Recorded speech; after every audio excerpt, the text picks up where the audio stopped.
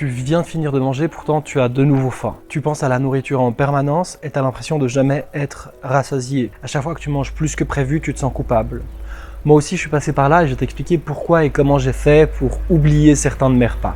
Avant de régler le problème, je te propose de le comprendre à la racine. Je ne suis pas coach minceur et je ne vais pas te donner 18 astuces ridicules, inefficaces et superficielles comme boire plus d'eau ou diminuer les glucides le soir. Tu as déjà entendu ces conseils, tu les as déjà testés, tu as vu que sur le long terme, ça ne fonctionne pas. Je te propose d'arrêter de suivre les gourous du contrôle, de la restriction et de la volonté pour enfin tenter une approche qui soit réaliste, concrète et efficace pour te libérer et te sentir en paix avec ton corps et ton alimentation. Allez, on passe au concret. Voici les 3 raisons pour lesquelles tu ne te sens jamais rassasié. La faim physique. Tu as ou as eu un déficit calorique. Ton corps a déclenché le mode survie et recherche par tous les moyens à préserver ses réserves énergétiques. C'est un cercle vicieux. Plus tu diminues tes apports en calories, plus ton métabolisme s'adapte et ralentit. Du coup, ton cerveau réclame en permanence de l'énergie. Comment ? Par le biais de la sensation de faim. Tant que les calculs ne sont pas bons pour lui, tu vas avoir faim. Et pas n'importe quelle faim. Faim d'aliments denses en calories, en sucre, en gras et facile et rapide à ingérer. Et c'est complètement naturel, c'est un réflexe de ton corps qui cherche à se protéger du danger de famine. Donc, tu as tout le temps faim, et plus tu résistes, plus les envies deviendront fortes jusqu'au moment où elles vont sortir.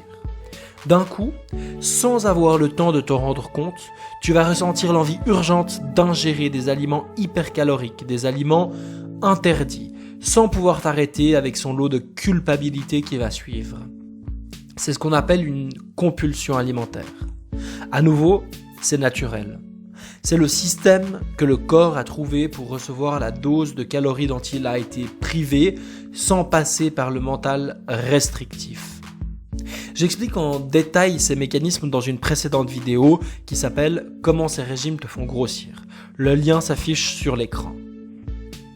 La deuxième raison, la faim sensorielle. Tu viens de finir ton plat principal, tu as beaucoup mangé, tu as le ventre distendu et pourtant, tu as encore envie d'un dessert ou d'un autre plat avec un goût différent.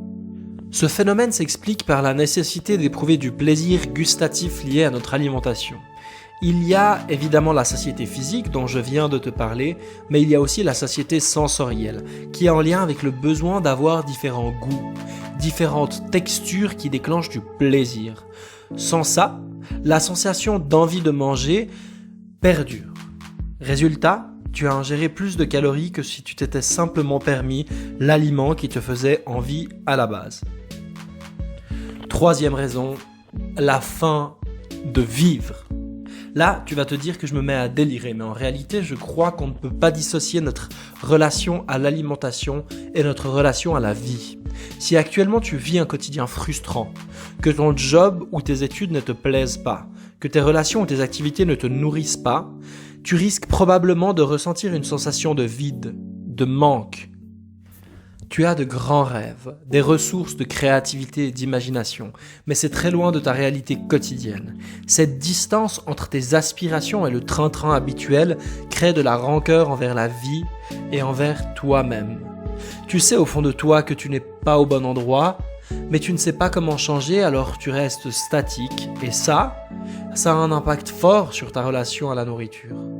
Si tu vis dans le stress, la pression et que tu n'es pas épanoui, il est tout à fait normal et naturel que ton cerveau recherche de la dopamine, et ça, dans la nourriture. L'erreur que je vois le plus souvent, c'est que les gens imaginent que le fait de maigrir va les rendre épanouis. Mais c'est faux, c'est le contraire, c'est le fait d'être épanoui qui risque de te faire maigrir.